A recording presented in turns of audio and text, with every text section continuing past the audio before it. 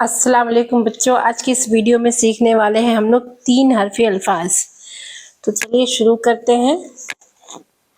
3 हरफी अल्फाज में हम कुछ ऐसे अल्फाज लिखेंगे जो अल्फाज पूरे पूरे पढ़े जाते हैं और जो आपको शुरुआती दौर में सीखने में आसानी हो। तो पहला अल्फाज हम लोग लिख रहे हैं अलीफ वाव रे। और दाल वाव रे दौर। दाल रे जीम दर्ज। दाल अलीफ नून दान। दाल वाव अलिफ दवा। रे वाव अलिफ रवा। रे अलिफ नून रान। अलिफ वाव नून ऊन।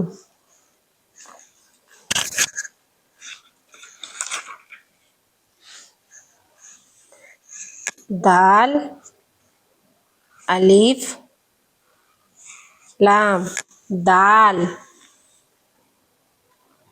रे वाव जे रोज। जेर वाव रे जोर। वाव वाव टे वोट। रे अलीफ जीम राज। रे वाव सीन रूस। दाल अलीफ सीन दास। रे अलीफ सीन रास। लाम अलीफ लाम लाल। काफ वाव टे कोट।